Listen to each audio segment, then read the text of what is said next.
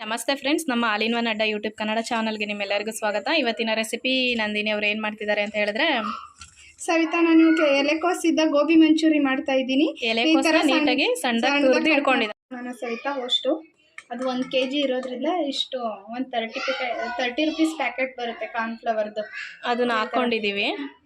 Next ಅದಕ್ಕೆ 1 spoon chilli powder ಹಾಕೋಣ. 1 spoon ಅಷ್ಟು ಚಿಲ್ಲಿ ಪೌಡರು. ಓಕೆ, ನೆಕ್ಸ್ಟ್ ಇದಕ್ಕೆ ಒಂದು ಸ್ವಲ್ಪ ಶುಂಠಿ ಬೆಳ್ಳುಳ್ಳಿ ಪೇಸ್ಟ್ ಹಾಕೋಣ. ಸವಿತಾ. ಓಕೆ, ನೆಕ್ಸ್ಟ್ ಇದಕ್ಕೆ ಸ್ವಲ್ಪ ಮೈದಾ ಹಿಟ್ಟು ಹಾಕೋಣ. ಸ್ವಲ್ಪ ಸಾಕು, ಮೈದಾ ಸ್ವಲ್ಪ ಅಷ್ಟೇ, ಸ್ವಲ್ಪ ಸಾಕು. ಸ್ವಲ್ಪ ಓಕೆ, ಅದಕ್ಕೆ ಒಂದು ಸ್ವಲ್ಪ ಹಸಿಮೆಣಸಿನ್ಕಾಯಿ, ಸ್ವಲ್ಪ ಹಸಿರು ಮೆಣಸಿನ್ಕಾಯಿ ಅಂತೇಳಿ ಸ್ವಲ್ಪ. ಓಕೆ ಸರಿ.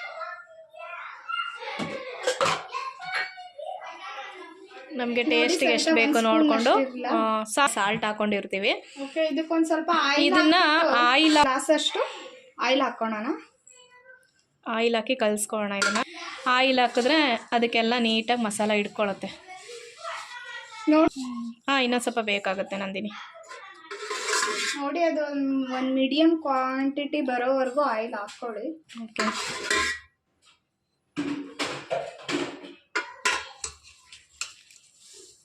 ಒಂಥರ ಬಜ್ಜಿ ಹಿಟ್ಟಿರುತ್ತಲ್ವ, ಆ ಕ್ವಾಂಟಿಟಿಲಿ ಬರುತ್ತೆ. ಅದಕ್ಕೆಲ್ಲ ಮಸಾಲ ಹಿಡಿಬೇಕಲ್ಲ ನೀಟಾಗಿ, ಹಾಗಾಗಿ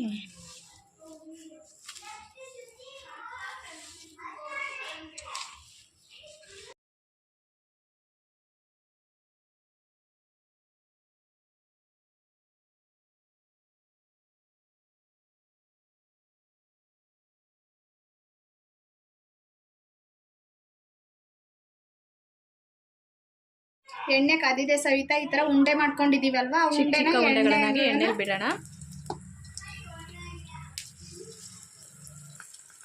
ಎಣ್ಣೆ ತುಂಬಾ ಚೆನ್ನಾಗಿ ಕಾದಿದೆ. ಲೋ ಫ್ಲೇಮ್ ಅಲ್ಲೇ ಬೇಯಿಸ್ಕೊಳ್ಳೋಣ ಸವಿತಾ.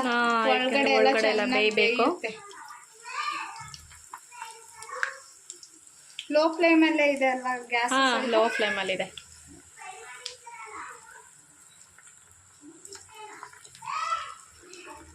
ನೀಟಾಗಿ ಸುತ್ತ ರೌಂಡಿಗೆ ಬಿಡೋಣ. ನೀಟಾಗಿ ಬೇಯುತ್ತೆ ಒಳಗಡೆ. ಹೊರಗಡೆ ಎಲ್ಲ ಮಾಡೋದ್ರಿಂದ ಅವರೆಲ್ಲ ನೀಟಾಗಿ ವಾಶ್ ಮಾಡಲ್ಲ. ಹೌದು ಸವಿತಾ, ನಾವು ಮನೇಲಾದ್ರೆ ನೀಟಾಗಿ ವಾಶ್ ಮಾಡಿಬಿಟ್ಟು ಹುಳುಗಳು ಇದಾವೋ ಇಲ್ವೋ ಅಂತ ನೋಡ್ಕೊಂಡು ನಾವು ನೀಟಾಗಿ ಮಾಡ್ತೀವಿ. ಅಲ್ಲೆಲ್ಲ ಯಾವ್ದಾವ್ದೋ ನೀರಲ್ಲಿ ಗಲೀಜು ಇದ್ರಲ್ಲೆಲ್ಲ ಮಾಡ್ತಾರೆ. ಅದನ್ನ ತಿನ್ನೋದು, ಹೊಗೆ ಅದೆಲ್ಲ ಇರುತ್ತೆ. ಅದಕ್ಕಿಂತ ನಾವೇ ಮನೇಲಿ ಫ್ರೆಶ್ ಆಗಿ ಕ್ಲೀನ್ ಆಗಿ ಮನೆಯಲ್ಲಿ ನೀಟಾಗಿ ಮಾಡ್ಕೊಡೋದ್ರಿಂದ ಮಕ್ಕಳು ಹೆಲ್ತ್ ಕೂಡ ಚೆನ್ನಾಗಿರುತ್ತೆ. ಹಾಸ್ಪಿಟ್ಲಿಗೆ ಕಟ್ಟೋದು ಕೂಡ ತಪ್ಪುತ್ತೆ. ಆ್ಯಕ್ಚುಲಿ ರೋಡ್ ಸೈಡ್ ಇರೋ ಫುಡ್ಗಳನ್ನ ತಿನ್ನಲೇಬಾರ್ದು.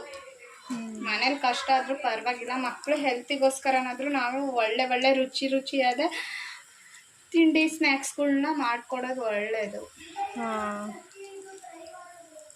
ನಾವು ಮನೇಲಿ ಮಾಡಿಕೊಟ್ರೆ ಮಕ್ಕಳು ಹೊರಗಡೆನೂ ಆದಷ್ಟು ಕೇಳಲ್ಲ. ಹಾಗಾಗಿ ಟೈಮ್ ಮಾಡಿಕೊಂಡು ಸ್ವಲ್ಪ ಮನೇಲಿ ಮಾಡೋಕ್ಕೆ ಟ್ರೈ ಮಾಡೋಣ. ಮಕ್ಕಳು ರುಚಿಗಳನ್ನ ಕೇಳೋದು ಸಹಜ. ಸ್ವೀಟ್ಸ್ ಬೇಕು, ನಂಗೆ ಸ್ನ್ಯಾಕ್ಸ್ ಬೇಕು ಅಂತ ಕೇಳೋದು. ಕೇಳ್ದಲೇ ಇರಲ್ಲ, ಕೇಳ್ತಾರೆ. ಆದಷ್ಟು ಸ್ವಲ್ಪ ಕಡಿಮೆ ಮಾಡೋಣ ಅಷ್ಟೇ. ಮನೇಲಿ ಮಾಡೋಕ್ಕೆ ಟ್ರೈ ಮಾಡೋಣ ಜಾಸ್ತಿ. ಈ ರೀತಿ ಕೈ ಆಡಿಸ್ತಾ ಇರೋಣ, ಬೆಂದಿದೆಯಾ ಅಂತ ಚೆಕ್ ಮಾಡೋಣ. ಬೆಂದ ಮೇಲೆ ನೀಟಾಗಿ ಮೇಲೆ ಕೆಳಗೆ ನೀಟಾಗಿ ಆಡಿಸೋಣ. ಯಾಕೆಂದರೆ ಇದಕ್ಕೆ ಯಾವುದೇ ರೀತಿಯಾದಂಥ ಫುಡ್ ಕಲರ್ ಆಗಲಿ ಏನು ಕೆಮಿಕಲ್ ಆಗಲಿ ಹಾಕಲ್ಲ. ಈ ರೀತಿ ನೀಟಾಗಿ ಕೆಂಪಗೆ ಬೇಯಬೇಕದು. ಒಂದು ಬೆಂದಿರೋ ತೋರಿಸಿ ನಂದಿನಿ. ಈ ರೀತಿ ಕೆಂಪಗೆ ಗೋಬಿ ರೆಡಿ ಆಗ್ತಾ ಇದೆ. ನೀಟಾಗಿ ಬೇಯಬೇಕು. ಈ ಗೋಬಿ ಎಲ್ಲ ಇವಾಗ ನೀಟಾಗಿ ರೆಡಿ ಆಗಿದೆ ನೋಡಿ ಸವಿತಾ. ಈ ರೀತಿ ಕೆಂಪಗಾಗಿದೆ. ನಾವು ಯಾವುದೇ ರೀತಿ ಕಲರ್ ಆ್ಯಡ್ ಮಾಡಿಲ್ಲ, ಹಾಗಾಗಿ ಸ್ವಲ್ಪ ಬೋಂಡ ಥರ ಕಾಣಿಸ್ತಿದೆ, ಬಜ್ಜಿ ಥರ. ನೀಟಾಗಿ ಚೆನ್ನಾಗಿ ಬೆಂದಿದೆ ಅನಿಸುತ್ತೆ ಒಳಗಡೆ ಎಲ್ಲ. ಓಕೆ, ತೆಗಿಯೋಣ. ಸಾಕು ಅನಿಸುತ್ತೆ.